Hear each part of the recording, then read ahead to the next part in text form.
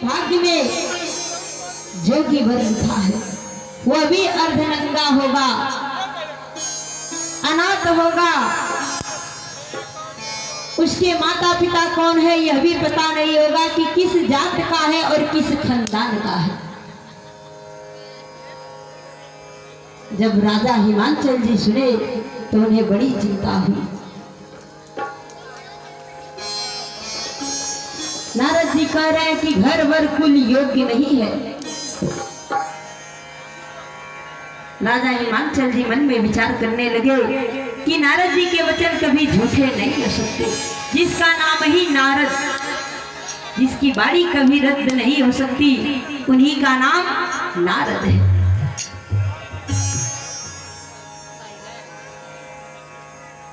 राजा हिमांचल जी देव ऋषि से कह रहे हैं कि क्या कोई इसका उपाय नहीं है। नारद जी कह रहे हैं एक उपाय है, शंभु सहज समरथ भगवाना, यही विवाह सब विधि कल्याणा, जो तप करे कुमारी तुम्हारी, भावी उमेट सकै त्रिपुरारी। यदि आपकी पुत्री का विवाह भोले बाबा से करा दिया जाए तो हर प्रकार से कल्याण है, पर यह कार्य बहुत कठिन है। आपकी पुत्री कठोर तप करके भोले बाबा को प्रसन्न करें तो त्रिपुरारी जी अवश्य ही उनके भाग्य बदल सकते हैं, अन्यथा कोई नहीं है। नारद जी अंतर ध्यान हो जाते हैं और राजा हिमांचल जी मैना जी से कहते हैं। मैना जी कह रही हैं कि घर भर कुल बढ़िया हो तब पुत्री का विवाह कीजिएगा। इस बात पर भी विचार कीजिएगा कि लोग कहते हैं कि पर्वत राज तो जड़ से ही मूर्ख है। राजा हिमांचल जी कह रहे हैं कि पुत्री का भला चाहती हो तो उसे कठोर तप करने के लिए कहो।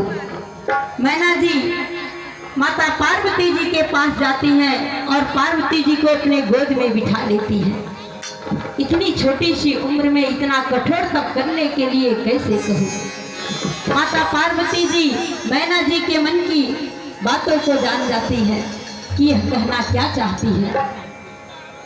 मैया ने कहा कि माते, रात में मैंने एक स्वप्न देखा। एक बाबा आए थे और बाबा ने कहा कि बेटी कठोर तप करो, तप के बल से तुम्हारे भाग्य बदल जाएंगे, मुझे आज्ञा दीजिए। माता पिता से आज्ञा लेकर के पार्वती जी वन में चली जाती हैं और कठोर तप करती हैं। संवत सहस्र मूल फल खाए, साग खाए 7 वर्ष गवाए। कुछ दिन कंद मूल फल खाए, उसका भी त्याग किया, तो कुछ दिन साग खाए, उसका भी त्याग किया, तो कुछ दिन पत्ते चबाए। उसी समय उनका नाम अर्पणा पड़ा।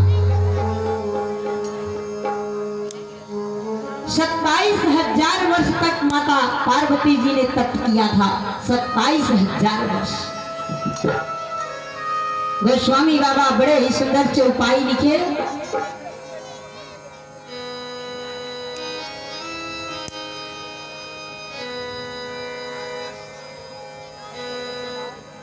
अष्टप काहू न कीन भवानी,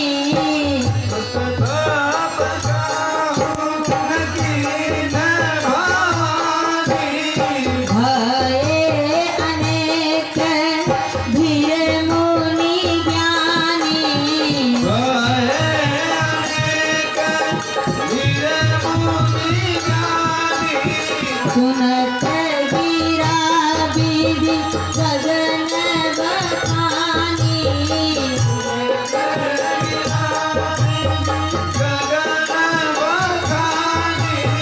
पुलकत गिरी जाहर सानी।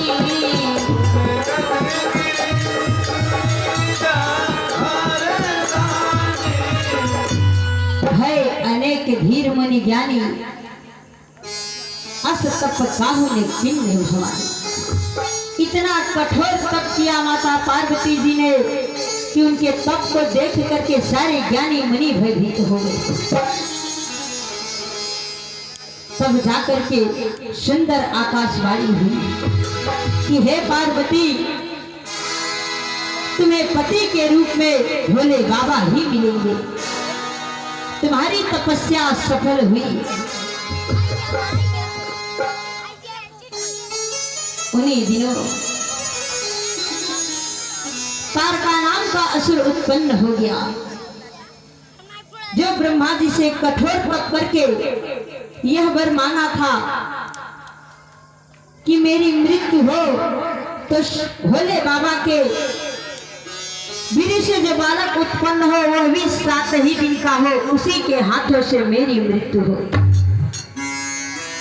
ब्रह्मा जी ने कहा तथास्तु, ऐसा ही हो। तारकासुर भर पा करके अपने आप को अमर समझने लगा कि सती जी तो है नहीं, भोले बाबा विवाह नहीं करेंगे तो पुत्र कहां से होगा, इसीलिए मैं अमर हूं। तीनों त्रिलोक में हाहाकार मच गया। सारे देवता तारकासुर से हार गए।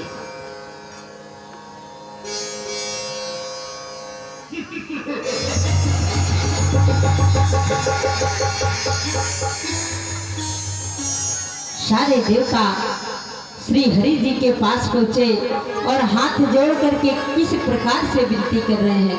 सभी लोग प्रेम से तालियों के सेवा के साथ गाएंगे। जोड़ी के हाथ मात